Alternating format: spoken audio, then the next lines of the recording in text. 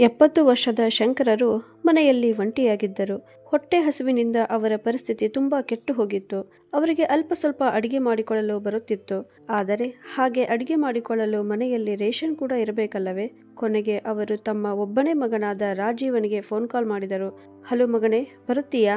4-5 ದಿನದಲ್ಲಿ ಮರಳಿ ಬರುತ್ತೇನೆ ಅಂತ ನೀನೇ ಹೇಳಿದ್ದೆ. ಆದರೆ ಪೂರ್ತಿ 1 ವಾರ ಕಳೆದು ಹೋಯಿತು ಅಂತ ಹೇಳಿದರು. ಆಗ ಫೋನಿನ ಇನ್ನೊಂದು ಕಡೆಯಿಂದ, ಅರೇ ಅಪ್ಪಾಜಿ, ನಿಮ್ಮದು ಅತಿ ಆಯಿತು. ಒಬ್ಬ ಮನುಷ್ಯ ಎಲ್ಲಿಯಾದರೂ ಹೋದರೆ 4-5 ದಿನ ಹೆಚ್ಚು ಕಡಿಮೆ ಆಗುವುದಿಲ್ಲವೇ? ಈಗ ನಾವು ಮರಳಿ ಬರುವ ಯಾವುದೇ ಯೋಜನೆ ಇಲ್ಲ. ಈ ರವಿವಾರ ಸಂಧ್ಯಾಳ ಸಣ್ಣ ತಂಗಿ ಅಂದರೆ ನನ್ನ ಸೊಸೆಯದು ಎಂಗೇಜ್ಮೆಂಟ್ ಇದೆ. ನಾವೆಲ್ಲ ಅದಾದ ನಂತರವೇ ಬರುತ್ತೇವೆ. ಕಡಿಮೆ ಅಂದರೂ ಇನ್ನೊಂದು ವಾರವೇ ಆಗುತ್ತದೆ ಅಂತ ಹೇಳಿದ. ಇದನ್ನು ಕೇಳಿದ ಶಂಕರರು, ಆದರೆ ಮಗನೇ, ಅಷ್ಟು ದಿನ ನಾನು ಹೇಗೆ ಇರಬೇಕು? ಮನೆಯಲ್ಲಿ ರೇಷನ್ ಎಷ್ಟು ಇತ್ತೋ ಅದೀಗ ಎಲ್ಲವೂ ಖಾಲಿಯಾಗಿದೆ. ಇಂದು ಬೆಳಿಗ್ಗೆಯಿಂದ ನಾನೇನು ತಿಂದಿಲ್ಲ. ಅಷ್ಟಕ್ಕೂ ಏನಾದರೂ ತರಬೇಕು ಅಂದರೆ ನನ್ನ ಹತ್ತಿರ ಹಣವಾದರೂ ಎಲ್ಲಿದೆ? ಈಗ ನನಗೆ ಹಸಿವು ತಡೆದುಕೊಂಡು ಸಾಕಾಗಿ ಹೋಗಿದೆ. ಪ್ರಾಣ ಹೋಗುವ ರೀತಿ ಚಿತ್ರಹಿಂಸೆ ಆಗುತ್ತಿದೆ ಅಂತ ಹೇಳುತ್ತಾ ಶಂಕರರು ಬಿಕ್ಕಿ ಬಿಕ್ಕಿ ಅಳತೊಡಗಿದರು. ಆಗ ಅವರ ಮಗ ರಾಜೀವನು, ನೀವು ಅದ್ಭುತವನ್ನೇ ಮಾಡುತ್ತೀರಿ ಅಪ್ಪಾಜಿ. ನಿಮಗಾಗಿ ಎಷ್ಟೊಂದು ರೇಷನ್ ಇಟ್ಟು ಬಂದಿದ್ದಳು ನಿಮ್ಮ ಸೊಸೆ. ಇಷ್ಟು ಬೇಗನೆ ಅದೆಲ್ಲವನ್ನ ಹೇಗೆ ಖಾಲಿ ಮಾಡಿದರೆ ನೀವು ಅಂತ ಕೇಳಿದ. ಆಗ ಶಂಕರರು ಆಶ್ಚರ್ಯದಿಂದ, ಅರೆ ಇಲ್ಲ ಮಗನೇ, ಬಹಳ ಅಂದರೆ 4-5 ದಿನಕ್ಕಾಗುವಷ್ಟು ರೇಷನ್ ಅಷ್ಟೇ ಇತ್ತು. ಅದು ಕೂಡ ಈಗ ಖಾಲಿಯಾಗಿದೆ ಅಂದರು. ಆಗ ರಾಜೀವನು, ಏನೇ ಆಗಲಿ, ನಾನೀಗ ಬರುವ ಸಂಭವ ಆಗಲಿಕ್ಕಿಲ್ಲ. ಎಂಗೇಜ್ಮೆಂಟ್ಗಾಗಿ ನಾವಿನ್ನು ಶಾಪಿಂಗ್ ಮಾಡುವುದಿದೆ ಮತ್ತು ಪಾರ್ಟಿಯ ಎಲ್ಲಾ ತಯಾರಿಯನ್ನ ನೋಡಿಕೊಳ್ಳುವುದಿದೆ. ಈಗ ಸಂಧ್ಯಾಳ ಸಹೋದರನು ಕೂಡ ಯಾವುದೇ ಕೆಲಸಕ್ಕಾಗಿ ವಿದೇಶಕ್ಕೆ ಹೋಗಿದ್ದಾನೆ. ಅದಕ್ಕಾಗಿ ಮಾವನೊಂದಿಗೆ ಸೇರಿಕೊಂಡು ಪಾರ್ಟಿಯ ಎಲ್ಲಾ ವ್ಯವಸ್ಥೆಯನ್ನ ನಾನೇ ನೋಡಿಕೊಳ್ಳಬೇಕಾಗಿದೆ. ಈಗ ನೀವು ರೇಷನ್ ಅಂಗಡಿಯಿಂದ ಉದ್ದರಿಯನ್ನ ತಂದು ನಿಮ್ಮ ಕೆಲಸ ನಡೆಸಿಕೊಳ್ಳಿ. ಯಾವಾಗ ನಾನು ಬರುತ್ತೇನೋ ಆಗ ಅದರ ಲೆಕ್ಕವನ್ನ ಚುಕ್ತಾ ಮಾಡುತ್ತೇನೆ ಅಂತ ಹೇಳಿದ. ಶಂಕರರು ತಮ್ಮ ಮಗನಿಗೆ ಇನ್ನೇನು ಹೇಳಬೇಕು ಅನ್ನುವಷ್ಟರಲ್ಲಿ ಫೋನಿನಲ್ಲಿ ಒಂದು ಧ್ವನಿಯು ಕೇಳಿತು. ರಾಜೀವ್, ಎಲ್ಲಿದ್ದೀರಿ ನೀವು ಅಂತ. ಆಗ ರಾಜೀವ್, ಹಾ ಈಗ ಬಂದೆ ಅಂತ ಹೇಳಿದ. ನಂತರ ತನ್ನ ತಂದೆಗೆ, ಆಯ್ತು ಅಪ್ಪ, ಸಾಕಷ್ಟು ಕೆಲಸಗಳು ಇವೆ ನನಗೆ ಅಂತ ಹೇಳಿ ರಾಜೀವನು ಫೋನ್ ಕಟ್ ಮಾಡಿದ. ಆದರೆ ಮಗನು ಏನನ್ನು ಹೇಳಿದನೋ ಅದರ ಮೇಲೆ ಶಂಕರರಿಗೆ ಇದುವರೆಗೂ ಭರವಸೆ ಆಗುತ್ತಿರಲಿಲ್ಲ. ಅವರು ಯೋಚನೆಯಲ್ಲಿ ಮುಳುಗಿದರು. ಯಾವಾಗ ನನ್ನ ಇದೇ ಮಗ ಚಿಕ್ಕವನಿದ್ದನೋ ಆಗ ಮನೆಯಲ್ಲಿ ರೇಷನ್ ಕಡಿಮೆ ಆದಾಗ ನಾವಿಬ್ಬರು ಹಸಿದ ಹೊಟ್ಟೆಯಿಂದ ಹಾಗೆ ಇರುತ್ತಿದ್ದೆವು. ಆದರೆ ಅವನನ್ನು ಯಾವತ್ತಿಗೂ ಹಸಿವಿನಿಂದ ಇರುವಂತೆ ಮಾಡಿದ್ದಿಲ್ಲ. ಆದರೆ ಅದೇ ಮಗ ಇಂದು ತನ್ನ ತಂದೆಗೆ 5 ದಿನಕ್ಕೆ ಆಗುವಷ್ಟು ರೇಷನ್ ಮನೆಯಲ್ಲಿ ಇಟ್ಟು ಒಂಟಿಯಾಗಿ ಬಿಟ್ಟು ಹೋಗಿದ್ದಾನೆ ಮತ್ತು ಅಲ್ಲಿ ತನ್ನ ಅತ್ತೆ ಮಾವರ ಸೇವೆ ಮಾಡುತ್ತಿದ್ದಾನೆ. ಮಗನಾದವನು ಇಷ್ಟು ಬೇಗನೆ ಹೀಗೆ ಬದಲಾಗುತ್ತಾನೆ? ಒಬ್ಬ ತಂದೆ ತಾಯಿಯ ದುಃಖವೂ ಅವನಿಗೆ ಕಾಣಿಸಲಾರದಷ್ಟು. ಹೀಗೆ ಯೋಚಿಸಿಯೇ ಶಂಕರರ ಕಣ್ಣುಗಳಿಂದ ಕಣ್ಣೀರು ಧಾರೆಯಾಗಿ ಸುರಿಯಲು ಪ್ರಾರಂಭಿಸಿತು. ಆದರೆ ಹೊಟ್ಟೆ ಹಸಿವಿನಿಂದ ಅವರು ಹೇಗೆ ಜೀವಿಸಬೇಕಾಗಿತ್ತು? ಕೊನೆಗೆ ಅವರು ಹತ್ತಿರದಲ್ಲಿದ್ದ ಒಂದು ರೇಷನ್ ಅಂಗಡಿಗೆ ಹೋದರು ಮತ್ತು ಹಿಂಚಾಳಿಸುತ್ತಾ ಸ್ವಲ್ಪ ರೇಷನ್ ಉದ್ದರಿಕೊಡಲು ಕೇಳಿಕೊಂಡರು. ಆದರೆ ಅಂಗಡಿಯವನು ಉದ್ದರಿಕೊಡಲು ಸ್ಪಷ್ಟವಾಗಿ ನಿರಾಕರಿಸಿದ. ನಾಚಿಕೆಯಿಂದ ತಲೆ ತಗ್ಗಿಸಿಕೊಂಡು ಶಂಕರರು ತಮ್ಮ ಮನೆಗೆ ಮರಳಿ ಬಂದರು. ಅವರಿಗೆ ಈಗ ಏನು ಮಾಡಬೇಕೆಂದು ತಿಳಿಯದಾಗಿತ್ತು. ಹಾಗೆ ಸುಮ್ಮನೆ ಕುಳಿತು ಅವರ ತಲೆಯಲ್ಲಿ ಒಂದು ವಿಚಾರ ಹೊಳೆಯಿತು. ಅವರು ಬೇಗನೆ ಎದ್ದು ಹೊರಗೆ ನಡೆದು ಮನೆಯ ಚಾವಿ ಹಾಕಿದರು ಮತ್ತು ಮನೆಗೆ ಹತ್ತಿರದಲ್ಲಿದ್ದ ದೇವಸ್ಥಾನಕ್ಕೆ ಹೋದರು. ಅಲ್ಲಿ ಹೋಗಿ ನೋಡಿದರೆ ದೇವಸ್ಥಾನದಲ್ಲಿ ಪ್ರಸಾದವನ್ನ ವಿತರಿಸಲಾಗುತ್ತಿತ್ತು. ಶಂಕರರು ಒಂದು ಬಾಳೆ ಎಲೆಯಲ್ಲಿ ಪ್ರಸಾದವನ್ನ ತೆಗೆದುಕೊಂಡು ದೇವಸ್ಥಾನದ ಪ್ರಾಂಗಣದಲ್ಲಿ ತಿನ್ನಲು ಕುಳಿತರು ಮತ್ತು ಹೊಟ್ಟೆ ಹಸಿವನ್ನ ಶಾಂತಗೊಳಿಸಿ ಸ್ವಲ್ಪ ಹೊತ್ತು ಅಲ್ಲಿಯೇ ಕುಳಿತರು. ಅಷ್ಟಕ್ಕೂ ಹೀಗೆ ಎಷ್ಟು ದಿನ ಅಂತ ನಡೆಯುತ್ತದೆ? ಮಗ ಬರುವುದು ಇನ್ನು 1 ವಾರ ಅಂತ ಹೇಳಿದ್ದಾನೆ ಅಂತ ಯೋಚಿಸಿದರು. ಸ್ವಲ್ಪ ಹೊತ್ತಿನ ನಂತರ ಅವರು ಮನೆಗೆ ಹೋಗಬೇಕು ಅಂತ ದೇವಸ್ಥಾನದಿಂದ ಹೊರಗೆ ಬಂದರು. ಆಗ 7-8 ವರ್ಷದ ಹುಡುಗರು ಅವರ ಹತ್ತಿರ ಬಂದು, ಅಜ್ಜವ್ರೆ, ಈ ಪೇರಳ ಹಣ್ಣನ್ನು ಖರೀದಿಸಿ, ಕೇವಲ 30 ರೂಪಾಯಿಗೆ ಕಿಲೋ ಇದೆ ಅಂತ ಹೇಳಿದರು. ಇದನ್ನ ನೋಡಿ ಶಂಕರರ ತಲೆಯಲ್ಲಿ ಒಂದು ವಿಚಾರ ಹೊಳೆಯಿತು. ನಂತರ ಅವರು, ಮಕ್ಕಳೇ, ನೀವು ಪೇರಳವನ್ನು ಎಲ್ಲಿಂದ ತರುತ್ತೀರಿ ಅಂತ ಕೇಳಿದರು. ಆಗ ಆ ಹುಡುಗರು, ಅಜ್ಜವ್ರೆ, ದೇವಸ್ಥಾನದ ಹಿಂದೆ ಒಂದು ದೊಡ್ಡ ತೋಟವಿದೆಯಲ್ಲ, ಆ ತೋಟದ ಮಾಲೀಕರಿಗೆ ನಾವು ಪೇರಳ ಮಾರಿ ಕೊಟ್ಟರೆ ಬದಲಾಗಿ ಅವರು ನಮಗೆ ಹಣ ಕೊಡುತ್ತಾರೆ. ಅಜ್ಜವ್ರೆ, ಪೇರಳ ತೆಗೆದುಕೊಳ್ಳುತ್ತೀರಾ ಅಂತ ಕೇಳಿದರು. ಇಲ್ಲ ಮಕ್ಕಳೇ, ನನಗೆ ಬೇಡ ಅಂತ ಹೇಳಿ ಶಂಕರರು ತಮ್ಮ ಮನೆಗೆ ವಾಪಸ್ ಬಂದರು ಮತ್ತು ನಂತರ ಅವರು ಯೋಚಿಸತೊಡಗಿದರು. ಒಂದು ವೇಳೆ ಅಂತಹ ಆ ಸಣ್ಣ ಮಕ್ಕಳಾದವರು ಸ್ವತಃ ದುಡಿದು ತಿನ್ನಬೇಕಾದರೆ ನಾನೇಕೆ ದುಡಿಯಬಾರದು? ಮುದುಕನಾಗಿದ್ದೇನೆ, ಆದರೆ ಆರೋಗ್ಯದಿಂದ ಇದ್ದೇನಲ್ಲ ಅಂತ. ಮಾರನೆಯ ದಿನವೇ ಶಂಕರರು ದೇವಸ್ಥಾನದ ಹಿಂದುಗಡೆ ಇರುವ ಆ ತೋಟಕ್ಕೆ ಹೋದರು ಮತ್ತು ಸ್ವಲ್ಪ ಹೊತ್ತಿನಲ್ಲಿಯೇ ಅವರು ದೇವಸ್ಥಾನದ ಮುಂದೆ ಕುಳಿತು ಹಣ್ಣನ್ನು ಮಾರಲು ಶುರು ಮಾಡಿದರು. ಹೆಚ್ಚೇನೂ ಇಲ್ಲ. ಹೀಗೆ ಮಾಡಿ ಅವರು ತಮ್ಮ 1 ದಿನದ ಊಟದ ಖರ್ಚನ್ನ ತೆಗೆದು ಬಿಡುತ್ತಿದ್ದರು. ಆದರೆ ಜನರು ತಮ್ಮ ಮಗನನ್ನು ತಪ್ಪಾಗಿ ಅರ್ಥೈಸಿಕೊಳ್ಳಬಹುದು ಎಂದು ಭಾವಿಸಿ ತಮ್ಮ ಮುಖವನ್ನು ಪೇಟದಿಂದ ಮುಚ್ಚಿಕೊಳ್ಳುತ್ತಿದ್ದರು, ಯಾರೂ ಅವರನ್ನ ಗುರುತಿಸದಂತೆ. ಹೀಗೆ ಮಾಡುತ್ತಾ ಮಾಡುತ್ತಾ ಇಂದು 4 ದಿನಗಳು ಕಳೆದಿದ್ದವು. ಇಂದು ಯಾವಾಗ ಅವರು ಹಣ್ಣನ್ನ ಮಾರಲು ಕುಳಿತರೋ ಆಗ ನೋಡಿದರೆ ವಾತಾವರಣ ಕೆಟ್ಟದಾಗಿ ಕಾಣುತ್ತಿತ್ತು. ಬಿರುಗಾಳಿ ಬರಬಹುದು, ಆದ್ದರಿಂದ ಜನರು ತಮ್ಮ ತಮ್ಮ ಮನೆಗಳಲ್ಲಿಯೇ ಇರಬೇಕು ಎಂಬ ಹವಾಮಾನ ಇಲಾಖೆಯ ಎಚ್ಚರಿಕೆಯನ್ನ ಅವರು ಕೇಳಿದ್ದರು. ಆದರೂ ಶಂಕರರು ಬಂದು ಹಣ್ಣುಗಳನ್ನ ಮಾರಾಟ ಮಾಡಲು ಕುಳಿತರು. ಸ್ವಲ್ಪ ಹೊತ್ತಿನಲ್ಲಿಯೇ ಬಲವಾದ ಬಿರುಗಾಳಿ ಬೀಸಲಾರಂಭಿಸಿತು. ಆದ್ದರಿಂದ ಎಲ್ಲಾ ಜನರು ತಮ್ಮ ತಮ್ಮ ಮನೆಗಳಿಗೆ ಹೊರಟು ಹೋದರು. ಆದರೆ ಶಂಕರರು ಇದುವರೆಗೂ ಅದೇ ಸ್ಥಳದಲ್ಲಿಯೇ ಕುಳಿತಿದ್ದರು. ಸ್ವಲ್ಪ ಹೊತ್ತು ಮಾರಾಟವಾದರೆ ತಮ್ಮ ಇಂದಿನ ಊಟದ ಖರ್ಚು ನಡೆಯುತ್ತದೆ ಅಂತ. ಅಂತಹ ವಾತಾವರಣದಲ್ಲಿ ಅಲ್ಲಿ ಕುಳಿತಿದ್ದ ವೃದ್ಧನನ್ನ ನೋಡಿ ಸುದ್ದಿ ವರದಿಗಾರನೊಬ್ಬ ಅಲ್ಲಿಗೆ ಬಂದು ವಿಡಿಯೋ ಮಾಡಲು ಪ್ರಾರಂಭಿಸಿ, ಅಷ್ಟಕ್ಕೂ ಅಸಹಾಯಕತೆ ಅನ್ನುವುದು ಒಬ್ಬ ವ್ಯಕ್ತಿಯನ್ನು ಏನು ಬೇಕಾದರೂ ಮಾಡಿಸುತ್ತದೆ. ಇಂತಹ ಬಿರುಗಾಳಿಯಲ್ಲಿಯೂ ಈ ವೃದ್ಧ ಮನೆಯಿಂದ ಹೊರಗೆ ಬರುವ ಅನಿವಾರ್ಯತೆ ಇದೆ ಎಂದು ಹೇಳಿದನು. ವರದಿಗಾರ ವಿಡಿಯೋ ಮಾಡುತ್ತಿದ್ದಾಗ ಬಿರುಗಾಳಿ ತೀವ್ರಗೊಂಡಿತು ಮತ್ತು ಶಂಕರರು ಮುಖ ಮುಚ್ಚಿಕೊಂಡಿದ್ದ ಪೇಟ ಇದ್ದಕ್ಕಿದ್ದಂತೆ ಗಾಳಿಯಲ್ಲಿ ಹಾರಿ ಹೋಯಿತು ಮತ್ತು ಅವರು ಗಾಬರಿಗೊಂಡು ಬೇಗನೆ ತಮ್ಮ ವಸ್ತುಗಳನ್ನು ತೆಗೆದುಕೊಂಡು ಅಲ್ಲಿಂದ ಹೊರಟು ಹೋದರು. ಸ್ವಲ್ಪ ಸಮಯದ ನಂತರ ಹೊರಗಿನ ಬಿರುಗಾಳಿಯೇನೋ ನಿಂತಿತ್ತು. ಆದರೆ ಶಂಕರರ ಕಣ್ಣೀರಿನ ಬಿರುಗಾಳಿ ನಿಲ್ಲುವ ಹೆಸರನ್ನೇ ತೆಗೆದುಕೊಳ್ಳುತ್ತಿರಲಿಲ್ಲ. ತಮ್ಮ ವೃದ್ಧಾಪ್ಯದಲ್ಲಿ ಹೆಂಡತಿಯ ಮರಣದ ನಂತರ ತಮಗೆ ಈ ಪರಿಸ್ಥಿತಿ ಬರುತ್ತದೆಂದು ಅವರು ಎಂದಿಗೂ ಊಹಿಸಿರಲಿಲ್ಲ. ಶಂಕರ್ ಮತ್ತು ಕಮಲಾ ದಂಪತಿಗಳಿಗೆ 2 ಮಕ್ಕಳಿದ್ದರು. ಒಬ್ಬ ಮಗ ರಾಜೀವ್ ಮತ್ತು ಒಬ್ಬ ಮಗಳು ಸಾರಿಕಾ ಅಂತ. ರಾಜೀವ್ ಚಿಕ್ಕವನಾಗಿದ್ದರಿಂದ ಅವನ ಹೆತ್ತವರು ಅವನನ್ನ ತುಂಬಾ ಪ್ರೀತಿ ಮತ್ತು ಕಾಳಜಿಯಿಂದ ಬೆಳೆಸಿದರು. ಅವರು ತಮ್ಮ ಮಗನಿಂದ ತುಂಬಾ ನಿರೀಕ್ಷೆಗಳನ್ನ ಹೊಂದಿದ್ದರು. ರಾಜೀವ್ ಅಧ್ಯಯನದಲ್ಲಿಯೂ ಬುದ್ಧಿವಂತನಾಗಿದ್ದನು. ಶಂಕರರು ಅವನನ್ನು ಉನ್ನತ ಶಿಕ್ಷಣಕ್ಕಾಗಿ ದಿಲ್ಲಿಯಲ್ಲಿ ಒಂದು ಹೆಸರಾಂತ ಕಾಲೇಜಿಗೆ ಸೇರಿಸಿದ್ದರು ಮತ್ತು ಮಗಳಿಗೆ ಒಂದು ಒಳ್ಳೆಯ ಸಂಬಂಧವನ್ನ ನೋಡಿ ಮದುವೆ ಮಾಡಿಕೊಟ್ಟಿದ್ದರು. ಅದೇ ಕಾಲೇಜಿನಲ್ಲಿ ಸಂಧ್ಯಾಳಿಗೆ ರಾಜೀವ್ ಭೇಟಿಯಾಯಿತು. ನೋಡಲು ಸುಂದರನಾಗಿದ್ದ ರಾಜೀವನು ಮೊದಲ ನೋಟದಲ್ಲಿಯೇ ಸಂಧ್ಯಾಳಿಗೆ ಇಷ್ಟವಾಗಿದ್ದ. ನಿಧಾನವಾಗಿ ಅವರಿಬ್ಬರು ಬಹಳ ಒಳ್ಳೆಯ ಸ್ನೇಹಿತರಾದರು. ಕಾಲೇಜು ಮುಗಿದ ನಂತರ ರಾಜೀವನಿಗೆ ಒಂದು ಒಳ್ಳೆಯ ನೌಕರಿ ಸಿಕ್ಕಿತು. ಆದರೆ ಇಲ್ಲಿ ಶಂಕರರ ಪತ್ನಿ ಕಮಲಾ ಅವರ ಆರೋಗ್ಯ ತುಂಬಾ ಹದಗೆಡುತ್ತಲಿತ್ತು. ಅದಕ್ಕಾಗಿ ಶಂಕರರು ರಾಜೀವನಿಗಾಗಿ ಒಂದು ಒಳ್ಳೆಯ ಸಂಬಂಧವನ್ನ ನೋಡಲು ಶುರು ಮಾಡಿದರು. ಏಕೆಂದರೆ ಬರುವ ಸೊಸೆ ಮನೆಯ ಎಲ್ಲಾ ಜವಾಬ್ದಾರಿಯನ್ನ ತೆಗೆದುಕೊಳ್ಳಲಿ ಅಂತ. ಆಗ ರಾಜೀವನು ತಾನು ಸಂಧ್ಯಾಳೊಂದಿಗೆ ಪ್ರೀತಿ ಮಾಡುವುದನ್ನ ತನ್ನ ತಂದೆಗೆ ತಿಳಿಸಿದ. ಇದನ್ನು ಕೇಳಿದ ಶಂಕರರು ತುಂಬಾ ಖುಷಿಯಾಗಿದ್ದರು. ಆದರೆ ನಂತರ ಸಂಧ್ಯಾಳು ಒಬ್ಬ ಶ್ರೀಮಂತ ವ್ಯಕ್ತಿಯ ಮಗಳೆಂದು ಅವರಿಗೆ ತಿಳಿಯಿತು ಮತ್ತು ಶಂಕರರು ಮತ್ತು ಕಮಲಾ ಅವರು ಯಾವುದೇ ಶ್ರೀಮಂತ ಮನೆಯ ಹುಡುಗಿಯನ್ನ ತಮ್ಮ ಮನೆಗೆ ಸೊಸೆಯಾಗಿ ತರಲು ಇಷ್ಟಪಡುತ್ತಿರಲಿಲ್ಲ. ಅವರಿಗೆ ಅವರ ಮನೆಯಲ್ಲಿಯೇ ಇದ್ದು ಮನೆಯನ್ನು ಸಂಭಾಳಿಸಿಕೊಂಡು ಹೋಗುವ ಹುಡುಗಿ ಬೇಕಾಗಿತ್ತು. ಆದರೆ ಸಂಧ್ಯಾ ಮತ್ತು ರಾಜೀವ್ ಒಬ್ಬರನ್ನೊಬ್ಬರು ತಮ್ಮ ಜೀವನ ಸಂಗಾತಿಯನ್ನಾಗಿ ಮಾಡಿಕೊಳ್ಳಲು ನಿರ್ಧರಿಸಿದ್ದರು ಮತ್ತು ಸಂಧ್ಯಾಳ ತಂದೆ ಅವಳು ಹೇಳಿದ ಎಲ್ಲಾ ಮಾತಿಗೂ ಒಪ್ಪಿಕೊಳ್ಳುತ್ತಿದ್ದರು. ರಾಜೀವನ ಹಠಮಾರಿತನದಿಂದಾಗಿ ಅವನ ಹೆತ್ತವರು ಇಷ್ಟವಿಲ್ಲದಿದ್ದರೂ ಅವರ ಮದುವೆಗೆ ಒಪ್ಪಲೇಬೇಕಾಯಿತು. ಮದುವೆಯ ನಂತರ 1 ತಿಂಗಳು ರಾಜೀವ್ ಮತ್ತು ಸಂಧ್ಯಾ ಸುತ್ತಾಡುತ್ತಾ ಶಾಪಿಂಗ್ ಮಾಡುತ್ತಾ ಆನಂದಿಸಿದರು. ಅದಾದ ನಂತರವೂ ಸಂಧ್ಯಾ ತನ್ನ ಸ್ನೇಹಿತರೊಂದಿಗೆ ಹೊರಗೆ ಸುತ್ತಾಡಲು ಹೋಗುತ್ತಿದ್ದಳು ಅಥವಾ ತನ್ನ ಸ್ನೇಹಿತರನ್ನ ಮನೆಗೆ ಕರೆದು ಕಾರ್ಡ್ ಆಡುತ್ತಿದ್ದಳು, ಡ್ರಿಂಕ್ಸ್ ಮಾಡುತ್ತಿದ್ದಳು ಮತ್ತು ಅವರೆಲ್ಲರೊಂದಿಗೆ ನೃತ್ಯ ಮಾಡುತ್ತಿದ್ದಳು. ಆದರೆ ಧಾರ್ಮಿಕ ಪ್ರವೃತ್ತಿಯ ಕಮಲಾ ಅವರಿಗೆ ಇದೆಲ್ಲವೂ ಸರಿ ಕಾಣಲಿಲ್ಲ.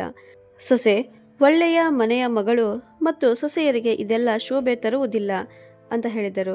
ಇಷ್ಟು ಮಾತನ್ನ ಕೇಳುವುದಷ್ಟೇ ತಡ ಸಂಧ್ಯಾಳು ಮನೆಯಲ್ಲಿ ತಾಂಡವವನ್ನೇ ಶುರು ಮಾಡಿದಳು ಮತ್ತು ತನ್ನ ಪತಿಗೆ ಸ್ಪಷ್ಟವಾಗಿ, ರೀ, ನನ್ನ ಜೀವನದಲ್ಲಿ ನನಗೆ ಯಾರು ಹೇಳುವಂತಿಲ್ಲ. ಹಾಗೆ ಮಾಡಿದ್ದೇ ಆದರೆ ನಾನು ಸ್ವಲ್ಪವೂ ಸಹಿಸಿಕೊಳ್ಳಲು ತಯಾರಿಲ್ಲ ಅಂತ ಹೇಳಿದಳು. ಆಗ ರಾಜೀವ್ ತನ್ನ ತಂದೆ ತಾಯಿಗಳಿಗೆ ಅವಳ ಉಸಾಬರಿ ಹೋಗದಂತೆ ಮನವಿ ಮಾಡಿಕೊಂಡಿದ್ದ. ಸೊಸೆಯ ಈ ರೂಪವನ್ನ ನೋಡಿ ಶಂಕರರು ಮತ್ತು ಕಮಲಾ ಅವರು ಸ್ತಬ್ಧವಾಗಿ ಹೋದರು.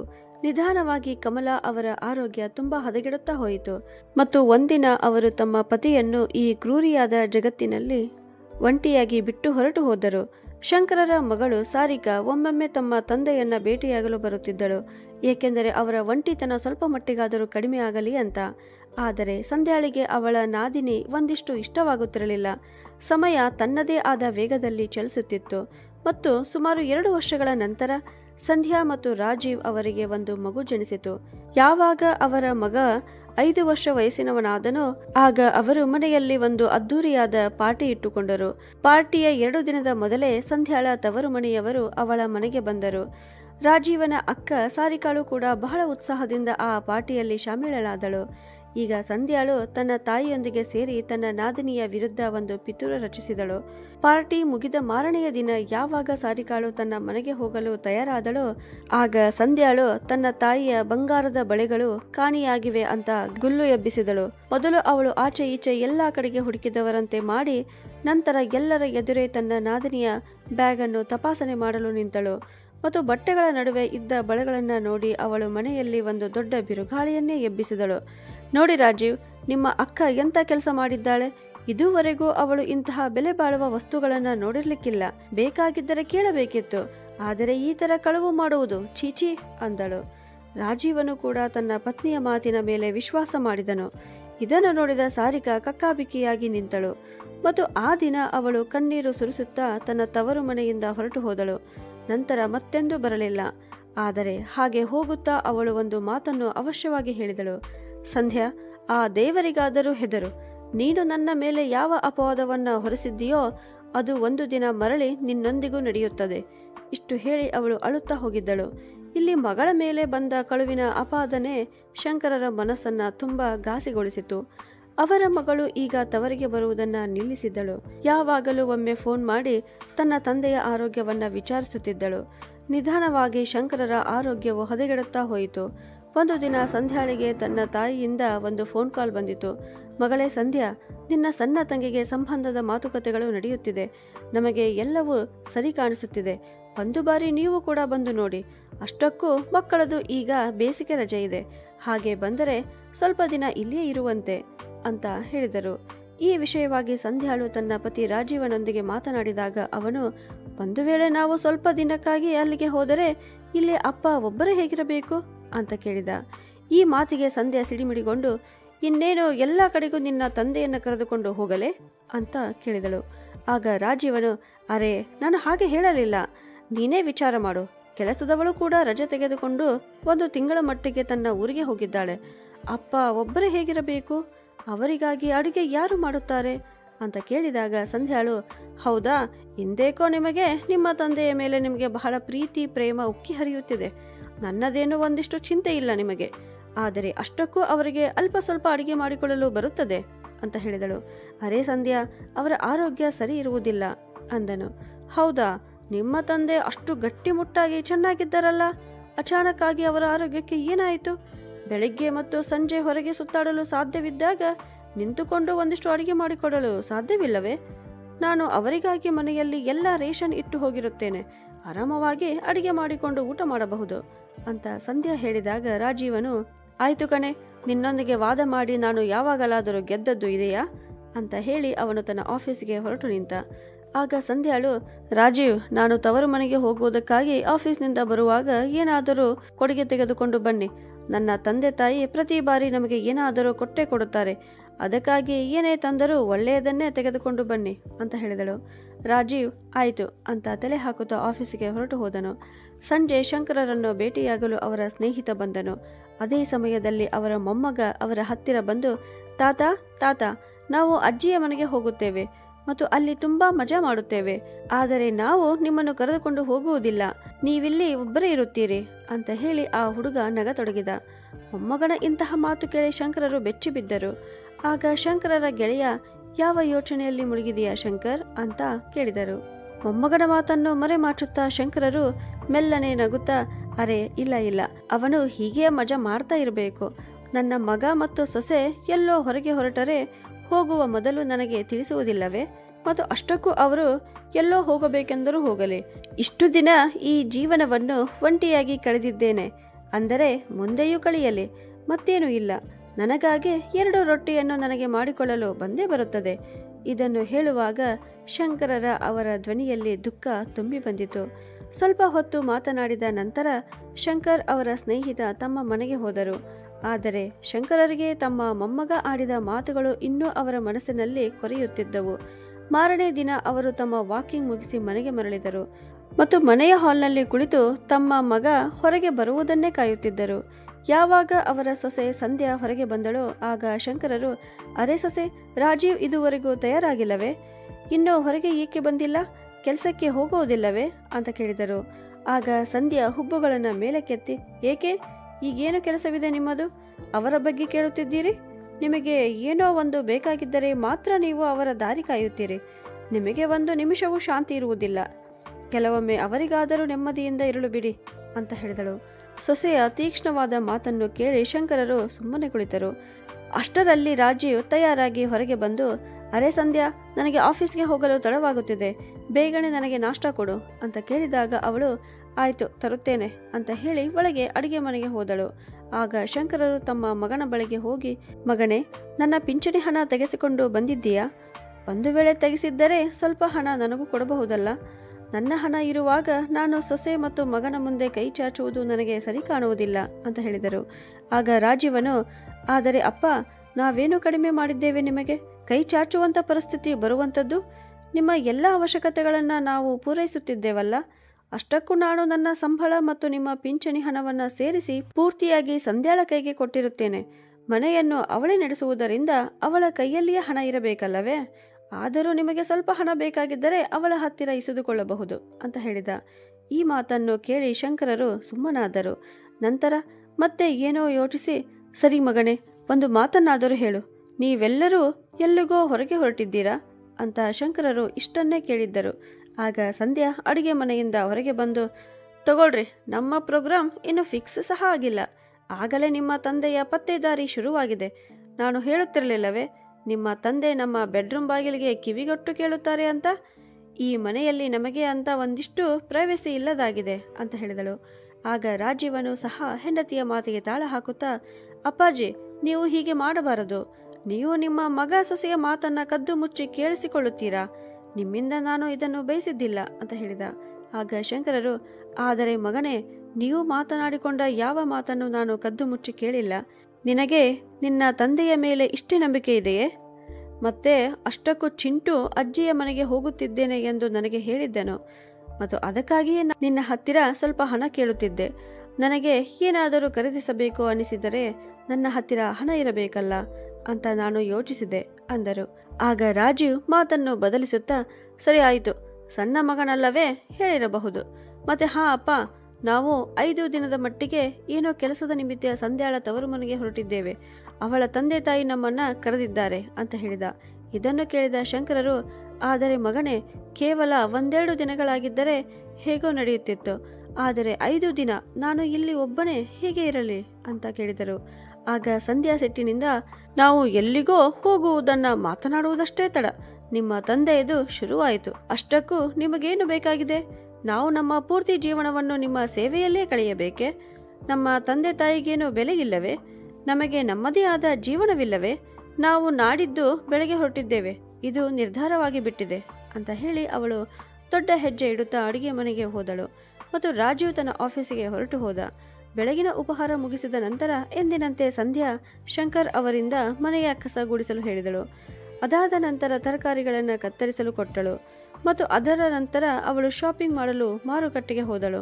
ಯಾವ ದಿನ ಅವರು ಹೊರಟು ನಿಂತರೋ ಆಗ ಸಂಧ್ಯಾ ಶಂಕರರ ಬಳಿ ಬಂದು, ಮಾವನವರೇ, ಇದನ್ನು ತೆಗೆದುಕೊಳ್ಳಿ, 2,000 ರೂಪಾಯಿ ನಿಮ್ಮ ಹತ್ತಿರ ಇಟ್ಟುಕೊಳ್ಳಿ ಅಂದಳು. ಇದನ್ನು ಕಂಡು ಶಂಕರರ ಮನಸ್ಸಿಗೆ ಸ್ವಲ್ಪ ಖುಷಿಯಾಯಿತು. ಸೊಸೆಗೆ ನನ್ನ ಮೇಲೆ ಇಷ್ಟಾದರೂ ಚಿಂತೆ ಇದೆಯಲ್ಲ ಅಂತ. ನಂತರ ಅವರು ಔಪಚಾರಿಕವಾಗಿ, ಇಲ್ಲ, ನನಗೆ ಇಷ್ಟೊಂದು ಹಣದ ಅವಶ್ಯಕತೆ ಇಲ್ಲ ಅಂದರು. ಆಗ ಸಂಧ್ಯಾ, ಅರೆ, ನಾನು ಈ ಹಣವನ್ನು ನಿಮಗೆ ಸುತ್ತಾಡಲಿಕ್ಕೆ ಅಥವಾ ನಿಷ್ಪ್ರಯೋಜಕ ವಸ್ತುಗಳಿಗೆ ಖರ್ಚು ಮಾಡಲು ಕೊಡುತ್ತಿಲ್ಲ. ನಾಳೆ ತಿಂಗಳ 1 ತಾರೀಕಿದೆ. ಹಾಲಿನವರು, ಕೇಬಲ್ನವರು ಮತ್ತು ಪೇಪರ್ ಹಾಕುವವರು ಎಲ್ಲರೂ ಹಣಕ್ಕೆ ಬರುತ್ತಾರೆ. ಅವರಿಗೆ ಕೊಟ್ಟು ಬಿಡಿ. ಮನೆಯಲ್ಲಿ ಎಷ್ಟು ರೇಷನ್ ಇದೆಯೋ ಅದು ನಿಮಗೆ ಸಾಲುತ್ತದೆ. ನಾಳೆ ನೀವು ತರಕಾರಿ ಖರೀದಿಸುವ ಅವಶ್ಯಕತೆ ಇಲ್ಲ, ಮತ್ತು ನಿಮ್ಮ ಔಷಧಿಯನ್ನು ನಾವು ಮೊದಲೇ ಖರೀದಿಸಿ ತಂದು ಇಟ್ಟಿದ್ದೇವೆ. ಇದರ ಹೊರತಾಗಿಯೂ ನಿಮಗೆ ಹಣದ ಅವಶ್ಯಕತೆ ಬರುತ್ತದೆ ಅಂತ ನನಗೆ ಅನಿಸುವುದಿಲ್ಲ ಅಂತ ಹೇಳಿದಳು. ಶಂಕರರು ಸುಮ್ಮನೆ ತಲೆ ಹಾಕಿ ಸಹಮತಿ ಸೂಚಿಸಿದರು ಮತ್ತು ಅವರೆಲ್ಲ ಅವರ ಗಾಡಿಯಲ್ಲಿ ಕುಳಿತು ಹೊರಟು ಹೋದರು. 1 ವಾರ ಕಳೆದರೂ ಅವರ ಮಗ ಅವರನ್ನ ನೋಡಿಕೊಳ್ಳದಿದ್ದಾಗ ಹತಾಶೆಯಿಂದ ಶಂಕರರ ಹೊಟ್ಟೆ ತುಂಬಿಸಿಕೊಳ್ಳಲು ಹಣ್ಣುಗಳನ್ನು ಮಾರಬೇಕಾಯಿತು. ಹಿಂದಿನದನ್ನು ಯೋಚಿಸುತ್ತಾ ಶಂಕರರು ಇದ್ದಕ್ಕಿದ್ದಂತೆ ವರ್ತಮಾನಕ್ಕೆ ಬಂದರು. ಯಾವಾಗ ಅವರ ಫೋನಿನ ರಿಂಗ್ ಆಯಿತೋ ಅದು ಅವರ ಮಗಳು ಸಾರಿಕಳದಾಗಿತ್ತು. ಹಲೋ ಅಪ್ಪಾಜಿ, ಹೇಗಿದ್ದೀರಾ ನೀವು ಅಂತ ಸಾರಿಕಾ ಕೇಳಿದಳು. ಮಗಳ ಆತ್ಮೀಯತೆ ತುಂಬಿದ ಮಾತುಗಳನ್ನು ಕೇಳಿ ಶಂಕರರ ಹೃದಯ ತುಂಬಿ ಬಂದಿತು. ನಂತರ ಅವರು ತಮ್ಮನ್ನು ತಾವು ಸಂಭಾಳಿಸಿಕೊಂಡು, ನಾನು ಚೆನ್ನಾಗಿದ್ದೀನಿ ಮಗಳೇ. ಅದೇನಾಗಿದೆ ಅಂದರೆ ನಿನ್ನ ಅಣ್ಣ ತನ್ನ ಪತ್ನಿ ಮತ್ತು ಮಗನನ್ನ ಕರೆದುಕೊಂಡು ಸ್ವಲ್ಪ ದಿನದ ಮಟ್ಟಿಗೆ ನಿನ್ನ ಅತ್ತಿಗೆಯ ತವರು ಮನೆಗೆ ಹೋಗಿದ್ದಾನೆ ಅಂತ ಹೇಳಿದರು. ಇದನ್ನು ಕೇಳಿದ ಸಾರಿಕಾಳು, ಏನು, ಸ್ವಲ್ಪ ದಿನದ ಮಟ್ಟಿಗ? ಹಾಗಿದ್ದರೆ ನೀವು ಅಲ್ಲಿ ಒಂಟಿಯಾಗಿ ಹೇಗೆ ಇದ್ದೀರಿ? ಊಟಕ್ಕೆ ಏನು ಮಾಡುತ್ತಿದ್ದೀರಿ? ಮತ್ತು ಉಳಿದ ಎಲ್ಲ ಕೆಲಸವನ್ನ ಯಾರು ಮಾಡುತ್ತಾರೆ ಅಂತ ಕೇಳಿದಳು. ಆಗ ಶಂಕರರು ದುಃಖದ ಧ್ವನಿಯಲ್ಲಿ, ಅರೆ ಮಗಳೇ, ನೀನೇನು ನನ್ನ ಚಿಂತೆ ಮಾಡುವ ಅವಶ್ಯವಿಲ್ಲ. ನಿನ್ನ ತಾಯಿ ಹೋದ ನಂತರ ನಾನು ಚಪಾತಿ ಮಾಡಿಕೊಳ್ಳುವುದು, ಪಾತ್ರೆ ತೊಳೆಯುವುದು, ಮನೆಯನ್ನು ಗೂಡಿಸುವುದು ಎಲ್ಲವನ್ನ ಕಲಿತಿದ್ದೇನೆ. ಅಷ್ಟಕ್ಕೂ ನನಗೆ 2 ಚಪಾತಿ ಮಾಡಿಕೊಳ್ಳಲಿಕ್ಕೆ ಏನು ತೊಂದರೆ ಇದೆ ಅಂತ ಹೇಳಿದರು. ಇದನ್ನು ಕೇಳಿದ ಸಾರಿಕಾಳ ಕಣ್ಣುಗಳಿಂದ ಕಣ್ಣೀರು ಸುರಿಯುತ್ತಿತ್ತು. ಅವಳ ತಂದೆ, ಅವರು ಒಂದು ಲೋಟ ನೀರಿಗಾಗಿಯೂ ಅಡಿಗೆ ಮನೆಗೆ ಹೋಗಬೇಕಾದ ಅವಶ್ಯಕತೆ ಇರದಿದ್ದ ಅವಳ ತಂದೆ ಇಂದು ತಾಯಿಯ ಅನುಪಸ್ಥಿತಿಯಲ್ಲಿ ಮನೆಯ ಎಲ್ಲಾ ಕೆಲಸವನ್ನ ಸ್ವತಃ ತಾವೇ ಮಾಡುತ್ತಾರೆ. ಇದಾದ ನಂತರ ಅವಳು ಏನನ್ನೂ ಹೇಳಲು ಸಾಧ್ಯವಾಗಲಿಲ್ಲ. ನಂತರ ಅವಳು ಫೋನ್ ಕಟ್ ಮಾಡಿದಳು. ಮರುದಿನ ಬೆಳಿಗ್ಗೆ ಯಾವಾಗ ಶಂಕರ್ ಅವರು ಉಪಹಾರ ತಯಾರಿಸುತ್ತಿದ್ದರೋ ಆಗ ಬಾಗಿಲು ತಟ್ಟಿದ ಶಬ್ದ ಆಯಿತು. ಇಷ್ಟು ಬೆಳಿಗ್ಗೆ ಯಾರಿರಬಹುದು? ಮಕ್ಕಳು ಮನೆಯಲ್ಲಿಲ್ಲ ಮತ್ತು ನನ್ನನ್ನು ಭೇಟಿ ಮಾಡಲು ಯಾರು ಬರುತ್ತಾರೆ? ಶಂಕರರು ಯೋಚಿಸುತ್ತಾ ಹೊರಗೆ ಬಂದರು ಮತ್ತು ಯಾವಾಗ ಬಾಗಿಲು ತೆರೆದರೋ ಆಗ ತಮ್ಮ ಎದುರಿಗೆ ತಮ್ಮ ಮಗಳು ಸಾರಿಕಾಳನ್ನ ಕಂಡು ದಿಗ್ಭ್ರಮೆಗೊಂಡರು. ಬಹಳ ದಿನಗಳ ನಂತರ ತಮ್ಮ ಮಗಳನ್ನ ಭೇಟಿಯಾದ ನಂತರ ಅವರ ಕಣ್ಣುಗಳು ಕಣ್ಣೀರಿನಿಂದ ತುಂಬಿದವು. ಓಹೋ, ಮಗಳೇ ಸಾರಿಕಾ ಅಂತ ಆಶ್ಚರ್ಯದಿಂದ ನೋಡಿದರು. ನಂತರ ಸಾರಿಕಾಳ ಮಕ್ಕಳು ಸಹ ತಾತ ತಾತ ಎಂದು ಹೇಳುತ್ತಾ ಅವರ ಕಾಲುಗಳಿಗೆ ಜೋತು ಬಿದ್ದರು. ಶಂಕರರು ಅವರನ್ನ ತಮ್ಮ ತೋಳುಗಳಲ್ಲೇ ತೆಗೆದುಕೊಂಡರು ಮತ್ತು ನಂತರ ಅವರು ತಲೆಯನ್ನ ನೆವರಿಸುತ್ತಾ, ಬನ್ನಿ ಮಕ್ಕಳೇ, ಒಳಗೆ ಬನ್ನಿ. ಇಷ್ಟು ವರ್ಷದಿಂದ ನಿಮ್ಮನ್ನು ಎದುರಿನಿಂದ ನೋಡುತ್ತಿದ್ದೇನೆ. ಇಷ್ಟು ದಿನ ನಿಮ್ಮೊಂದಿಗೆ ಕೇವಲ ವಿಡಿಯೋ ಕಾಲ್ನಲ್ಲಿಯೇ ಮಾತನಾಡುವುದು ಆಗುತ್ತಿತ್ತು ಅಂತ ಹೇಳುತ್ತಾ ಅವರು ದುಃಖಿತರಾದರು. ಆಗ ಸಾರಿಕಾಳು, ನಾನಾದರೂ ಏನು ಮಾಡಲಿ ಅಪ್ಪ? ಯಾವ ಮನೆಯಲ್ಲಿ ನನಗೆ ಮರ್ಯಾದೆ ಇಲ್ಲವೋ ನಾನು ಅಲ್ಲಿಗೆ ಹೇಗೆ ಹೋಗಲಿ? ಅತ್ತಿಗೆ ನನಗೆ ಯಾವ ಅಪಮಾನವನ್ನ ಮಾಡಿದ್ದಾಳೋ ನಾನು ಅದನ್ನು ಇನ್ನೂ ಮರೆತಿಲ್ಲ. ಅದಕ್ಕಾಗಿ ಇಷ್ಟವಿದ್ದರೂ ಕೂಡ ನನ್ನ ತವರು ಮನೆಯ ಹೊಸ್ತಿಲನ್ನು ನಾನು ತುಳಿಯಲಿಲ್ಲ. ಆದರೆ ನಾನು ನಿಮ್ಮನ್ನು ಒಂಟಿಯಾಗಿ ಹೇಗೆ ಬಿಟ್ಟಿರಲಿ ಅಂತ ಕೇಳುವಷ್ಟರಲ್ಲಿ ಶಂಕರರ ಅಳಿಯ, ಮಾವ, ನಾವೇನು ಅಷ್ಟು ಬೇರೆಯವರಾಗಿದ್ದೇವಾ? ನೀವು ನಮಗೆ ಏನನ್ನು ಹೇಳುವುದು ಅವಶ್ಯಕತೆ ಇಲ್ಲ ಅಂದುಕೊಳ್ಳುವಷ್ಟು ಅಂತ ಕೇಳಿದ. ಮಗಳು ಮತ್ತು ಅಳಿಯನ ಆತ್ಮೀಯತೆಯ ಮಾತನ್ನು ಕೇಳಿದ ಶಂಕರರ ಕಣ್ಣುಗಳು ಹಸಿಯಾದವು. ನಂತರ ಅವರು, ಮಗಳೇ, ನೀವಿಲ್ಲಿ ಬಂದು ಒಳ್ಳೆಯ ಕೆಲಸ ಮಾಡಿದಿರಿ. ಒಬ್ಬ ಹೆಣ್ಣು ಮಗಳಿಂದಲೇ ಮನೆಯಲ್ಲಿ ಬೆಳಕು ಮೂಡುತ್ತದೆ. ಆದರೆ ನಿನ್ನ ಅತ್ತಿಗೆ ಈ ಮಾತುಗಳನ್ನು ಅರ್ಥ ಮಾಡಿಕೊಳ್ಳುವುದಿಲ್ಲ ಅಂತ ಹೇಳಿದರು. ಹೀಗೆ ಅವರು ಮಾತನಾಡುತ್ತಿರುವಾಗ ಸಾರಿಕಾಳ ಮಕ್ಕಳು, ಅಮ್ಮ, ನಮಗೆ ತುಂಬಾ ಹಸಿವಾಗಿದೆ, ನಮಗೆ ಸ್ವಲ್ಪ ಊಟ ಕೊಡು ಎಂದರು. ನಂತರ ಶಂಕರರು, ನಾನು ಈಗಲೇ ಏನಾದರೂ ತರುತ್ತೇನೆ ಅಂತ ಹೇಳುತ್ತಾ ಅವರು ಅಡಿಗೆ ಮನೆಗೆ ಹೋಗಿ ಏನಾದರೂ ತಿಂಡಿಗಾಗಿ ಸುತ್ತಲೂ ನೋಡಿದರು. ಆದರೆ ಅವರಿಗೆ ಅಲ್ಲೇನೂ ಸಿಗಲಿಲ್ಲ. ಏಕೆಂದರೆ ಸಂಧ್ಯಾ ಈಗಾಗಲೇ ಬಿಸ್ಕಿಟ್ಟು, ಬಟರ್ ಮತ್ತು ಇತರ ತಿಂಡಿಗಳನ್ನು ಕಪಾಟಿನಲ್ಲಿಟ್ಟು ಲಾಕ್ ಮಾಡಿ ಹೋಗಿದ್ದಳು. ಅದೇ ಸಮಯದಲ್ಲಿ ಸಾರಿಕಾ ಕೂಡ ಅಡಿಗೆ ಮನೆಗೆ ಬಂದು, ಚಿಂತಿಸಬೇಡಿ ಅಪ್ಪ, ನನಗೆ ಹೇಳಿ, ನಾನು ಸಹಾಯ ಮಾಡುತ್ತೇನೆ ಎಂದಳು. ಇಷ್ಟು ಮಾತನ್ನು ಕೇಳಿದ ಶಂಕರರು ಉದಾಸೀನ ಧ್ವನಿಯಲ್ಲಿ, ಏನು ಹೇಳಲಿ ಮಗಳೇ, ಸ್ವತಃ ಪಿಂಚಣಿ ಹಣ ಬರುತ್ತಿರುವಾಗಲೂ ಸ್ವಂತ ಮನೆಯಲ್ಲಿಯೇ ಭಿಕಾರಿಯಂತೆ ಜೀವಿಸುತ್ತಿದ್ದೇನೆ. ಮಕ್ಕಳಿಗೆ ಏನು ತಿನ್ನಿಸಲಿ ಅಂತ ತಿಳಿಯದಾಗಿದೆ ಅಂತ ಹೇಳುವಾಗ ಅವರ ಕಣ್ಣುಗಳಿಂದ ಕಣ್ಣೀರು ಸುರಿಯುತ್ತಿತ್ತು. ಆಗ ಸಾರಿಕಾಳು, ಅಪ್ಪ, ಇಷ್ಟು ಸಣ್ಣ ವಿಷಯಕ್ಕೆ ಬೇಜಾರು ಏಕೆ ಮಾಡಿಕೊಳ್ಳುತ್ತಿದ್ದೀರಿ? ನಿಮ್ಮ ಈ ಸಮಸ್ಯೆಗೆ ನಾನು ನಿಮಿಷದಲ್ಲಿಯೇ ಪರಿಹಾರ ಹುಡುಕುತ್ತೇನೆ. ಇಷ್ಟು ಹೇಳಿ ಸಾರಿಕಾಳು ತನ್ನ ಫೋನ್ ತೆಗೆದು ಕೂಡಲೇ ಸ್ವಲ್ಪ ಹಣ್ಣುಗಳು ಮತ್ತು ಸ್ವಲ್ಪ ಸ್ನ್ಯಾಕ್ಸ್ಗಳನ್ನು ಆನ್ಲೈನ್ನಲ್ಲಿ ಆರ್ಡರ್ ಮಾಡಿ ತರಿಸಿದಳು. ಮೊದಲು ಅವರೆಲ್ಲರೂ ಒಟ್ಟಿಗೆ ಕುಳಿತು ಹಣ್ಣುಗಳನ್ನು ಹೆಚ್ಚಿ ತಿಂದರು. ಮಕ್ಕಳಿಗೆ ಸ್ನ್ಯಾಕ್ಸ್ ಕೊಟ್ಟರು ಮತ್ತು ನಂತರ ಊಟದ ಆರ್ಡರ್ ಮಾಡಿದಳು. ತಮ್ಮ ಅಳಿಯ ಮಗಳು ಮತ್ತು ಮೊಮ್ಮಕ್ಕಳು ಜೊತೆಗೂಡಿದ ನಂತರ ಶಂಕರರ ತಮ್ಮ ತೊಂದರೆಗಳನ್ನೆಲ್ಲ ಮರೆತೇ ಬಿಟ್ಟಿದ್ದರು. ಸಂಜೆ ಯಾವಾಗ ಶಂಕರರ ಸ್ನೇಹಿತ ಅವರನ್ನ ಭೇಟಿಯಾಗಲು ಬಂದರೋ ಆಗ ಅವರು, ಅರೇ ವಾ, ಸಾರಿಕಾ ಮಗಳು ಬಂದಿದ್ದಾಳಾ ಅಂದರು. ಆಗ ಶಂಕರರು ನಗುತ್ತಾ, ಅರೇ ಬಾರಪ್ಪ ಬಾ, ಮಕ್ಕಳ ಆಗಮನದಿಂದ ನನ್ನ ಮನೆ ಇಂದು ತುಂಬಾ ಉತ್ಸಾಹಭರಿತವಾಗಿದೆ ನೋಡು ಅಂದರು. ಸಾರಿಕಾ ತಕ್ಷಣ ಹೋಗಿ ಅವರಿಗೆ ಚಹಾ ಮಾಡಿಕೊಟ್ಟಳು.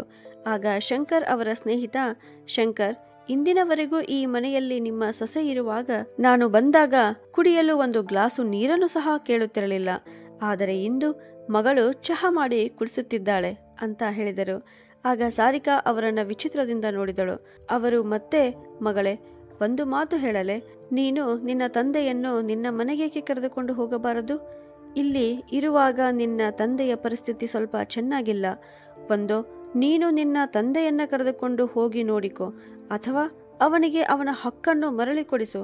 ನಿನ್ನ ಅಣ್ಣ ಮತ್ತು ಅತ್ತಿಗೆ ಅವನ ಎಲ್ಲ ಪಿಂಚಣಿ ಹಣವನ್ನು ತೆಗೆದುಕೊಳ್ಳುತ್ತಾರೆ ಮತ್ತು ನಿನ್ನ ಅಣ್ಣ ಕೂಡ ತನ್ನ ಹೆಂಡತಿಯ ಮಾತನ್ನು ಮಾತ್ರ ಕೇಳುತ್ತಾನೆ. ಇದಕ್ಕಿಂತ ನನ್ನ ಪರಿಸ್ಥಿತಿಯೇ ಉತ್ತಮವಾಗಿದೆ. ಹೌದು, ಮೊದಲು ದೇವರು ನನಗೆ ಗಂಡು ಮಗುವನ್ನ ಕೊಡಲಿಲ್ಲ ಎಂದು ವಿಷಾದಿಸುತ್ತಿದ್ದೆ. ಆದರೆ ಈಗ ಆ ದೇವರು ಏನೇ ಮಾಡಿದರೂ ಅದು ಒಳ್ಳೆಯದೇ ಮಾಡುತ್ತಾನೆ ಎಂದು ನನಗೆ ಅನಿಸುತ್ತಿದೆ. ನನಗೆ ಒಬ್ಬಳು ಮಗಳಿದ್ದಾಳೆ. ಅವಳು ತನ್ನ ಅತ್ತೆ ಮನೆಯ ಜವಾಬ್ದಾರಿಗಳನ್ನ ಪೂರೈಸುವಾಗಲೂ ನನ್ನನ್ನು ಸಂಪೂರ್ಣವಾಗಿ ಚೆನ್ನಾಗಿ ನೋಡಿಕೊಳ್ಳುತ್ತಾಳೆ.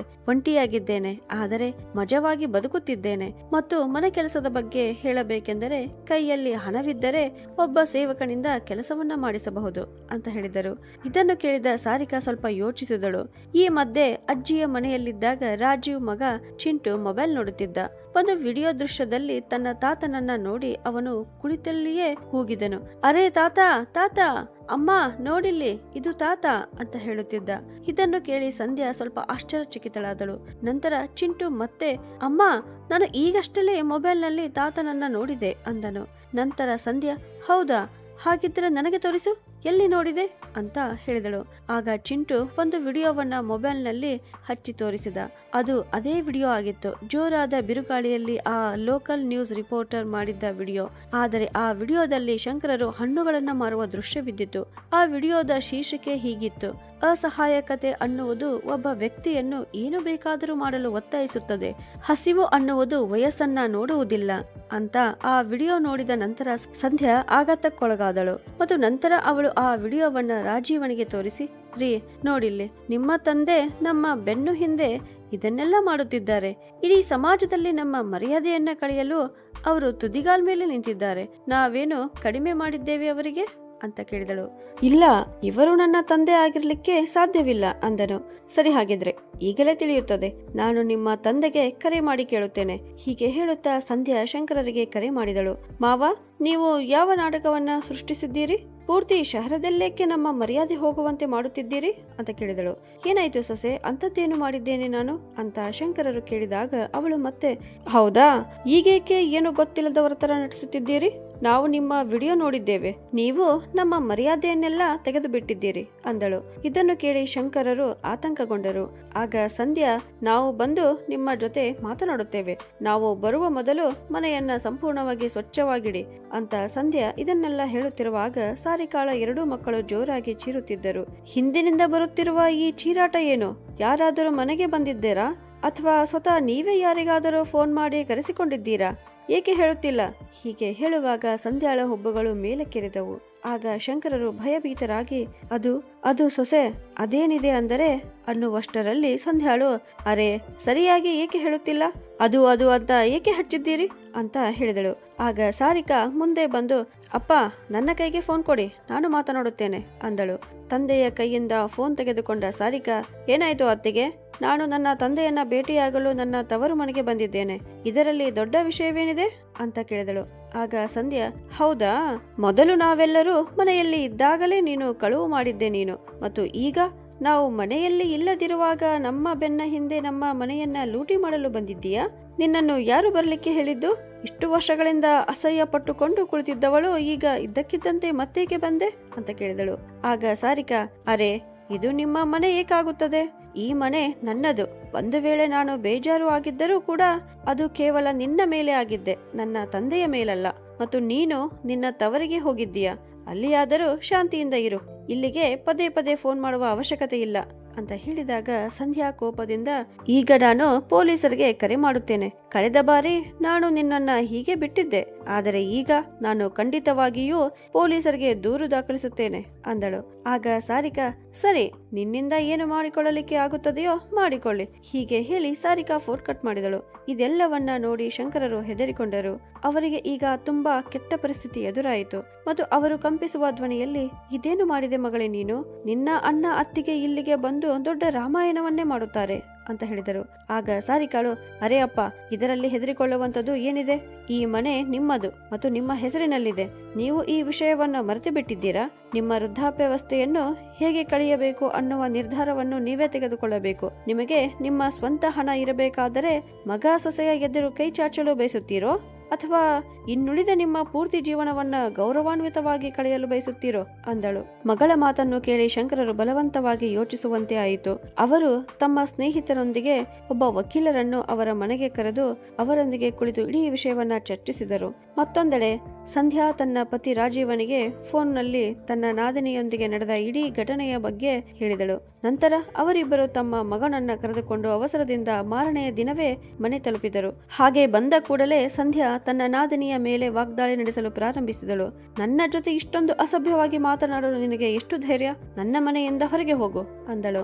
ಆಗ ರಾಜೀವ್ ಕೂಡ ಅವಳ ಮಾತಿಗೆ ಸಮ್ಮತಿಸುತ್ತಾ, ಈಗಿಂದೀಗಲೇ ನೀನು ನಿನ್ನ ಮಕ್ಕಳನ್ನ ಕರೆದುಕೊಂಡು ಇಲ್ಲಿಂದ ಹೊರಟು ಹೋಗು ಅಂತ ಹೇಳಿದನು. ಆಗ ಸಾರಿಕಾಳು ನಗುತ್ತಾ, ನನಗೆ ಕೇವಲ ಅತ್ತಿಗೆ ಮಾತ್ರ ಬೇರೆ ಮನೆಯವಳು, ಕನಿಷ್ಠ ಪಕ್ಷ ನಿನಗಾದರೂ ತಂದೆಯ ಸಮಸ್ಯೆಗಳು ಅರ್ಥವಾಗುತ್ತವೆ ಅಂತ ಅಂದುಕೊಂಡಿದ್ದೆ.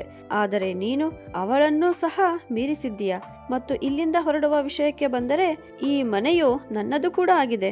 ಈ ಮನೆಯಲ್ಲಿ ನನ್ನದು ಕೂಡ ಹಿಸೆ ಇದೆ. ನಾನು ಇದುವರೆಗೂ ಈ ಮನೆಯಲ್ಲಿ ಹಿಸೆ ಕೇಳಿದ್ದಿಲ್ಲ. ಆ ಮಾತು ಬೇರೆ ಅಂತ ಸ್ಪಷ್ಟವಾಗಿ ಹೇಳಿದಳು. ಈ ಮಾತುಗಳನ್ನು ಕೇಳಿದ ಸಂಧ್ಯಾ ಸಿಟ್ಟಿನಿಂದ ಮುಂದೆ ಬಂದು ಸಾರಿಕಾಳ ಮೇಲೆ ಕೈ ಎತ್ತಬೇಕು ಅನ್ನುವಷ್ಟರಲ್ಲಿ ಶಂಕರರು, ಸೊಸೆ ಎಚ್ಚರ, ನನ್ನ ಮಗಳ ಕಡೆಗೆ ಇನ್ನೊಂದು ಹೆಜ್ಜೆ ಮುಂದೆ ಇಟ್ಟರೆ ನನ್ನಂತ ಕೆಟ್ಟವರು ಯಾರೂ ಇರುವುದಿಲ್ಲ ಅಂತ ಎಚ್ಚರಿಕೆ ಕೊಟ್ಟರು. ಆಗ ಸಂಧ್ಯಾಳು, ಹೌದಾ, ಇಂದು ನಿಮಗೆ ಇಷ್ಟೊಂದು ಧೈರ್ಯ ಬಂದಿತಾ?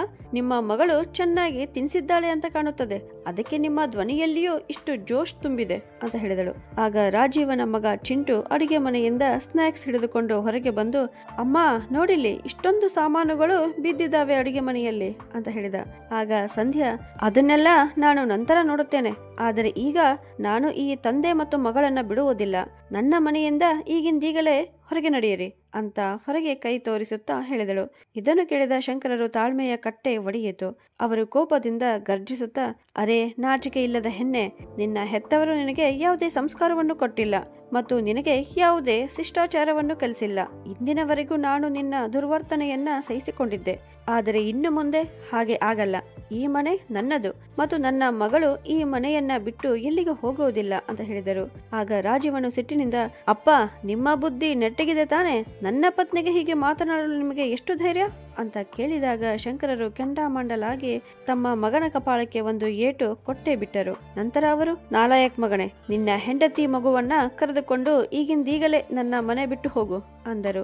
ಆಗ ರಾಜೀವನು ಕೆನ್ನೆ ಹಿಡಿದುಕೊಂಡು, ನಿಮಗೇನು ತಿಳಿಯುತ್ತದೆಯೋ ಅದನ್ನು ಮಾಡಿ, ಆದರೆ ನಮ್ಮನ್ನು ಈ ಮನೆಯಿಂದ ಹೊರಗೆ ಹಾಕಲು ಆಗುವುದಿಲ್ಲ ನಿಮಗೆ ಅಂತ ಹೇಳುವಷ್ಟರಲ್ಲಿ ಅದೇ ಸಮಯಕ್ಕೆ ಸರಿಯಾಗಿ ವಕೀಲ್ ಸಾಹೇಬರು ಒಳಗೆ ಬಂದು, ಏಕೆ ಹಾಕಲಾಗುವುದಿಲ್ಲ? ಈ ಮನೆ ಇಂದಿಗೂ ನಿಮ್ಮ ತಂದೆಯ ಹೆಸರಿನಲ್ಲಿದೆ ಮತ್ತು ನೀವು ಅವರ ಪಿಂಚಣಿ ಹಣವನ್ನ ಅವರಿಗೆ ಕೊಡದೆ ನಿಮ್ಮ ಹತ್ತಿರ ಇಟ್ಟುಕೊಳ್ಳುತ್ತೀರಿ. ಇದು ಖಂಡಿತವಾಗಿ ಅನ್ಯಾಯವಾಗುತ್ತದೆ ಅಂತ ಹೇಳಿದರು. ಇದನ್ನು ಕೇಳಿದ ರಾಜೀವ್ ಹೈರಾಣಾಗಿ ನಿಂತನು. ಆಗ ವಕೀಲ್ ಸಾಹೇಬರು ಕೋರ್ಟಿನ ಕಾಗದಗಳನ್ನ ಅವನ ಕೈಗೆ ಕೊಟ್ಟು, ನೀವು 1 ವಾರದೊಳಗೆ ಈ ಮನೆಯನ್ನ ಖಾಲಿ ಮಾಡಬೇಕು ಮತ್ತು ಇಂದಿನವರೆಗೂ ನೀವು ನಿಮ್ಮ ತಂದೆಯ ಪಿಂಚಣಿ ಹಣವನ್ನ ಎಷ್ಟು ಖರ್ಚು ಮಾಡಿದ್ದೀರೋ ಅದನ್ನು ನೀವು ಮರಳಿ ಅವರಿಗೆ ಕೊಡಬೇಕು, ಇಲ್ಲದಿದ್ದರೆ ಜೈಲಿನ ಊಟ ಮಾಡಲು ತಯಾರಾಗಿರಿ ಅಂತ ಹೇಳಿದರು. ಇದನ್ನು ಕೇಳಿದ ರಾಜೀವ್ ಮತ್ತು ಸಂಧ್ಯಾಳ ಜಂಗಾಬಲವೇ ಉಡುಗಿ ಹೋಯಿತು. ಅವರಿಬ್ಬರು ಒಬ್ಬರ ಮುಖ ಒಬ್ಬರು ನೋಡಿಕೊಂಡರು. ಆಗ ರಾಜೀವ್ ಸಂಧ್ಯಾಳಿಗೆ ಸನ್ನೆ ಮಾಡಿದ. ನಂತರ ಇಬ್ಬರು ಸೇರಿ ತಮ್ಮ ತಂದೆಯ ಕಾಲನ್ನ ಹಿಡಿದುಕೊಂಡು ಕ್ಷಮೆ ಯಾಚಿಸಲು ಶುರು ಮಾಡಿದರು. ಆದರೆ ಶಂಕರ್ ಅವರು ಈಗ ದುರ್ಬಲರಾಗುವುದಿಲ್ಲ ಎಂದು ನಿರ್ಧರಿಸಿದ್ದರು. ಅವರು ದೊಡ್ಡ ಧ್ವನಿಯಲ್ಲಿ, ನೀವು ಈ ಮೊಸಳಿ ಕಣ್ಣೀರನ್ನು ಬೇರೆಯವರಿಗೆ ತೋರಿಸಿರಿ. ನಿಮ್ಮ ಪ್ರತಿಯೊಂದು ನರಮಂಡಲ ನನಗೆ ಗೊತ್ತಿದೆ. ನನ್ನ ಮಗಳು ಹೇಳಿದ್ದು ಸರಿಯಾಗಿದೆ. ನಾನು ಇಂದಿನವರೆಗೂ ನನಗಾಗಿ ಒಮ್ಮೆಯೂ ಧ್ವನಿ ಎತ್ತಿಲ್ಲ. ಅದಕ್ಕಾಗಿಯೇ ನೀವು ನನ್ನನ್ನು ಒಬ್ಬ ಭಿಕ್ಷುಕನ ಜೀವನದಂತೆ ಜೀವಿಸುವ ಹಾಗೆ ಮಾಡಿಬಿಟ್ಟಿದ್ದೀರಿ. ಆದರೆ ನಾನೀಗ ನಿಮ್ಮ ಮುಖವನ್ನು ಸಹ ನೋಡಲು ಬಯಸುವುದಿಲ್ಲ. ಹೊರಟು ಹೋಗಿರಿ ನನ್ನ ಮನೆಯಿಂದ ಅಂತ ಹೇಳುತ್ತಾ ಅವರು ತಮ್ಮ ಕೋಣೆಗೆ ಹೋದರು. 3 ದಿನಗಳ ನಂತರ ರಾಜೀವ್ ತನ್ನ ಹೆಂಡತಿ ಮತ್ತು ಮಗನೊಂದಿಗೆ ಆ ಮನೆಯನ್ನ ತೊರೆದನು. ಈಗ ಶಂಕರರು ಆ ಮನೆಯಲ್ಲಿ ಒಬ್ಬಂಟಿಯಾಗಿ ವಾಸಿಸುತ್ತಿದ್ದರು. ಆದರೆ ಅವರ ಮಗಳು ಸಾರಿಕಾಳಿಗೆ ತಂದೆಯ ಚಿಂತೆ ಒಳಗೆ ಕೊರೆಯುತ್ತಿತ್ತು. ಅದಕ್ಕಾಗಿ ಅವಳು ಅವರನ್ನ ತನ್ನೊಂದಿಗೆ ಬಂದು ಇರಲು ಕೇಳಿಕೊಂಡಳು. ಆದರೆ ಶಂಕರರು ನಿರಾಕರಿಸುತ್ತಾ, ಮಗಳೇ, ಈ ಮನೆಯಲ್ಲಿ ನಿನ್ನ ತಾಯಿಯ ನೆನಪು ಬೆಸೆದುಕೊಂಡಿವೆ ಮತ್ತು ಅಷ್ಟಕ್ಕೂ ಒಬ್ಬ ತಂದೆ ತಾಯಿ ಆದವರಿಗೆ ಮಗಳ ಮನೆಯಲ್ಲಿ ಉಳಿಯುವುದು ಶೋಭೆ ತರುವುದಿಲ್ಲ. ಆದ್ದರಿಂದ ಸಾರಿಕಾ ಈ ಸಮಸ್ಯೆಗಳಿಗೂ ಒಂದು ಪರಿಹಾರವನ್ನ ಕಂಡುಕೊಂಡು ಮತ್ತು ಮನೆಯ ಮೇಲ್ಭಾಗದಲ್ಲಿ ಬಾಡಿಗೆದಾರರನ್ನ ನೇಮಿಸಿದಳು ಮತ್ತು ತನ್ನ ತಂದೆಯನ್ನ ನೋಡಿಕೊಳ್ಳಲು ಒಬ್ಬ ಸೇವಕನನ್ನ ನೇಮಿಸಿದಳು. ಅವನು ಹಗಲು ರಾತ್ರಿಯೂ ಸಹ ಅವರಿಗಾಗಿ ಕೆಲಸ ಮಾಡಬೇಕಾಗಿತ್ತು. ಈಗ ಸಾರಿಕಾ ಪ್ರತಿದಿನ ತನ್ನ ತಂದೆಯೊಂದಿಗೆ ಫೋನಿನಲ್ಲಿ ಮಾತನಾಡುತ್ತಿದ್ದಳು. ಅವರ ಆರೋಗ್ಯ ವಿಚಾರಿಸಿಕೊಳ್ಳುತ್ತಿದ್ದಳು ಮತ್ತು ವಾರಕ್ಕೊಮ್ಮೆ ತನ್ನ ಮಕ್ಕಳನ್ನು ಕರೆದುಕೊಂಡು ಅವರನ್ನು ಭೇಟಿಯಾಗಲು ಬರುತ್ತಿದ್ದಳು. ಈಗ ಶಂಕರ್ ಅವರು ತಮ್ಮ ಇಚ್ಛೆಯಂತೆ ತಮ್ಮ ಜೀವನವನ್ನು ನಡೆಸಲು ಪ್ರಾರಂಭಿಸಿದರು. ಕೆಲವೊಮ್ಮೆ ಅವರು ಬೆಳಗ್ಗೆ ಮತ್ತು ಸಂಜೆ ತಮ್ಮ ಸ್ನೇಹಿತರೊಂದಿಗೆ ಉದ್ಯಾನವನದಲ್ಲಿ ಸುತ್ತಾಡಲು ಹೋಗುತ್ತಿದ್ದರು. ಕೆಲವೊಮ್ಮೆ ಅವರು ದೇವಸ್ಥಾನ, ಗುರುದ್ವಾರಕ್ಕೆ ಹೋಗುತ್ತಿದ್ದರು. ಕೆಲವೊಮ್ಮೆ ಅವರು ಮಾರ್ಕೆಟ್ಗೆ ಸುತ್ತಾಡಲು ಸಹ ಹೋಗುತ್ತಿದ್ದರು. ಅವರ ಸಮಯ ಈಗ ಒಳ್ಳೆಯ ರೀತಿಯಿಂದ ಕಳೆಯುತ್ತಿತ್ತು. ತನ್ನ ಮಗನೊಂದಿಗಿನ ಸಂಬಂಧವನ್ನು ಮುರಿದುಕೊಂಡ ನಂತರ ಅವರು ತನ್ನನ್ನು ತಾನು ಮನವರಿಕೆ ಮಾಡಿಕೊಂಡಿದ್ದರು. ಈಗ ಅವರ ಜೀವನವು ಶಾಂತಿಯುತವಾಗಿ ಸಾಗುತ್ತಿತ್ತು. ಆದರೆ ಮತ್ತೊಂದೆಡೆ ತಮ್ಮ ತಂದೆಗೆ ಇಷ್ಟೊಂದು ಅನ್ಯಾಯ ಮಾಡಿದ ನಂತರ ಅವರ ಮಗ ಮತ್ತು ಸೊಸೆ ಸಂತೋಷ ಮತ್ತು ಶಾಂತಿಯುತ ಜೀವನವನ್ನು ಹೇಗೆ ನಡೆಸಬಲ್ಲರು? ಮನೆಯಿಂದ ಹೊರಬಂದ ನಂತರ ರಾಜೀವ್ ಮತ್ತು ಸಂಧ್ಯಾ ಒಂದು ಮನೆಯನ್ನು ಬಾಡಿಗೆಗೆ ಪಡೆದರು. ಆದರೆ ಈಗ ಸಮಸ್ಯೆ ಏನೆಂದರೆ ರಾಜುವಿಗೆ ಅವನ ತಂದೆಯ ಪಿಂಚಣಿಯೂ ಇರಲಿಲ್ಲ. ಮನೆಯ ಬಾಡಿಗೆಯನ್ನು ಕೊಡಬೇಕಾಗಿತ್ತು. ಆದಾಯ 5 ಪೈಸೆ ಮತ್ತು ಖರ್ಚು 1 ರೂಪಾಯಿ. ಈ ಪರಿಸ್ಥಿತಿಯಲ್ಲಿ ಸಂಧ್ಯಾ ಹೇಗೆ ಬದುಕಬಲ್ಲಳು? ಈಗ ಅವರಿಬ್ಬರು ಇತ್ತೀಚೆಗೆ ಜಗಳವಾಡಲು ಪ್ರಾರಂಭಿಸಿದರು ಮತ್ತು ಒಂದು ದಿನ ತನ್ನ ಗಂಡನೊಂದಿಗೆ ಜಗಳವಾಡಿದ ನಂತರ ಸಂಧ್ಯಾ ತನ್ನ ಮಗ ಚಿಂಟು ಜೊತೆ ತನ್ನ ತಾಯಿಯ ಮನೆಗೆ ಹೋದಳು. ಪ್ರತಿ ಬಾರಿಯಂತೆ ಈ ಬಾರಿಯೂ ಸಂಧ್ಯಾಳ ಅತ್ತಿಗೆ ಅವಳಿಗೆ ತುಂಬಾ ಆತ್ಮೀಯ ಸ್ವಾಗತ ನೀಡಿದಳು. ಸ್ವಲ್ಪ ದಿನಗಳು ತುಂಬಾ ಸುಂದರವಾಗಿ ಕಳೆದವು. ನಿಧಾನವಾಗಿ ಸಂಧ್ಯಾ ತನ್ನ ಅತ್ತಿಗೆಯ ಕಣ್ಣಿಗೆ ಮುಳ್ಳಾಗಲು ಪ್ರಾರಂಭಿಸಿದಳು ಮತ್ತು ನಿಧಾನವಾಗಿ ಅವಳ ಅತ್ತಿಗೆ ಸಂಧ್ಯಾಳ ಬಗ್ಗೆ ವರ್ತನೆ ಬದಲಾಗಲು ಪ್ರಾರಂಭಿಸಿತು. ಈಗ ಅವಳ ಅತ್ತಿಗೆ ಅವಳನ್ನು ತೊಡೆದು ಹಾಕಲು ಒಂದು ಮಾರ್ಗವನ್ನು ಹುಡುಕಲು ಪ್ರಾರಂಭಿಸಿದಳು. ಈ ಸಮಯದಲ್ಲಿ ಅವಳ ಪೋಷಕರು ಚಾರ್ಧಾಮ್ ಯಾತ್ರೆಗೆ ಹೋದರು ಮತ್ತು ಸಂಧ್ಯಾಳ ಅತ್ತಿಗೆ ಈ ಅವಕಾಶವನ್ನು ಹುಡುಕುತ್ತಿದ್ದಾಳಂತೆ ಅನಿಸಿತು. ಕೊನೆಗೆ ಸಂಧ್ಯಾಳಿಗೆ ತನ್ನ ಅತ್ತಿಗೆ ಮಾಡಿದಂತೆಯೇ ಆಯಿತು. ಒಂದು ದಿನ ಅವಳ ಅತ್ತಿಗೆ ಅಲ್ಲಿ ಇಲ್ಲಿ ನೋಡಿ, ನನ್ನ ಚಿನ್ನದ ಸರ ಎಲ್ಲಿ ಸಿಗುತ್ತಿಲ್ಲ ಮತ್ತು ಅದು ತುಂಬಾ ಕಿಮ್ಮತ್ತಿನ ಚೈನ್ ಆಗಿತ್ತು ಎಂದು ಹೇಳಿದಳು. ಅವರೆಲ್ಲರೂ ಸೇರಿ ಎಲ್ಲಾ ಜಾಗವನ್ನು ಹುಡುಕಿದರು, ಆದರೆ ಅದು ಎಲ್ಲಿಯೂ ಸಿಗಲಿಲ್ಲ. ನಂತರ ಸಂಧ್ಯಾಳ ಅತ್ತಿಗೆ ಎಲ್ಲರ ಎದುರಿಗೆ ಸಂಧ್ಯಾಳ ತಿಜೋರಿಯನ್ನು ತೆಗೆದು ಅವಳ ಬಟ್ಟೆಗಳನ್ನೆಲ್ಲ ಕಿತ್ತು ಹುಡುಕತೊಡಗಿದರು. ಇದನ್ನು ನೋಡಿದ ಸಂಧ್ಯಾ ಅವಳ ಹತ್ತಿರ ಬಂದು ಸಿಟ್ಟಿನಲ್ಲಿ, ಇದೇನು ಮಾಡುತ್ತಿದ್ದೀರಿ ಅತ್ತಿಗೆ ನೀವು? ನಿಮಗೆ ನನ್ನ ಮೇಲೆ ವಿಶ್ವಾಸವಿಲ್ಲವೇ ಅಂತ ಕೇಳುವಷ್ಟರಲ್ಲಿ ಅಚಾನಕ್ಕಾಗಿ ಅವಳ ಬಟ್ಟೆಗಳ ಮಧ್ಯದಲ್ಲಿಯೇ ಆ ಚೈನ್ ಸಿಕ್ಕಿತು. ಇದನ್ನು ನೋಡಿ ಸಂಧ್ಯಾ ಆಘಾತಕ್ಕೊಳಗಾದಳು. ಅವಳು ತನ್ನ ಸಹೋದರನನ್ನ ಭರವಸೆಯ ಕಣ್ಣುಗಳಿಂದ ನೋಡಿದಳು. ನಂತರ ಅವಳ ಸಹೋದರ, ಸಂಧ್ಯಾ, ನಿನಗೆ ಏನಾದರೂ ಬೇಕಾದರೆ ನೀನು ನನ್ನ ಬಳಿ ಕೇಳಬಹುದಿತ್ತು, ಆದರೆ ಅಂತಹ ನೀಚ ಕೃತ್ಯವನ್ನ ಮಾಡುವ ಅಗತ್ಯವೇನಿತ್ತು ಅಂತ ಹೇಳಿದನು. ಇದನ್ನು ಕೇಳಿದ ಸಂಧ್ಯಾಳಿಗೆ ಕೆಲವು ವರ್ಷಗಳ ಹಿಂದೆ ತಾನು ತನ್ನ ನಾದಿನಿಯ ಮೇಲೆ ಕಳ್ಳತನದ ಆರೋಪ ಹೊರಿಸಿ ಎಲ್ಲರ ಮುಂದೆ ತನ್ನ ನಾದಿನಿಯನ್ನ ತಪ್ಪಿತಸ್ಥ ಎಂದು ಘೋಷಿಸಿದ ದೃಶ್ಯವು ನೆನಪಿಸಿಕೊಂಡಿದ್ದಳು. ಇಂದು ಅವಳಿಗೆ ತಾನು ಮಾಡಿದ ಎಲ್ಲಾ ತಪ್ಪಿಗೆ ಶಿಕ್ಷೆ ಸಿಕ್ಕಿತು. ಅವಳ ಸಂತೋಷದ ಕುಟುಂಬ ನಾಶವಾದದ್ದು ಸ್ವತಃ ಅವಳ ತಪ್ಪುಗಳಿಂದಲೇ ಆಗಿತ್ತು. ಇಂದು ಅವಳಿಗೆ ತಾಯಿಯ ಮನೆ ಇರಲಿಲ್ಲ, ಅತ್ತೆ ಮಾವಂದಿರೂ ಇರಲಿಲ್ಲ. ತಾಯಿ ಮನೆಯ ಹೊಸ್ತಿಲಲ್ಲಿ ನಿಂತಾಗ ಸಂಧ್ಯಾಳಿಗೆ ವಿಷಾದ ಮಾತ್ರ ಉಳಿದಿತ್ತು, ಬೇರೆ ದಾರಿ ಇರಲಿಲ್ಲ. ಸ್ನೇಹಿತರೆ, ನಿಮಗೆ ಈ ಕತೆ ಹೇಗೆ ಅನಿಸಿತು ಅಂತ ಕಮೆಂಟ್ ಮಾಡಿ ತಿಳಿಸಿ. ಮತ್ತು ನೀವು ಕರ್ನಾಟಕದ ಯಾವ ಊರಿನಿಂದ ಕಥೆಯನ್ನ ಕೇಳುತ್ತಿದ್ದೀರಿ ಅಂತ ಕಮೆಂಟ್ ಬಾಕ್ಸ್ನಲ್ಲಿ ಹಾಕಿರಿ. ಹಾಗೂ ಇದೇ ಥರ ಕಥೆಗಳನ್ನು ನೋಡಲು ನಮ್ಮ ಚಾನಲನ್ನು ಸಬ್ಸ್ಕ್ರೈಬ್ ಮಾಡಿ. ಧನ್ಯವಾದಗಳು.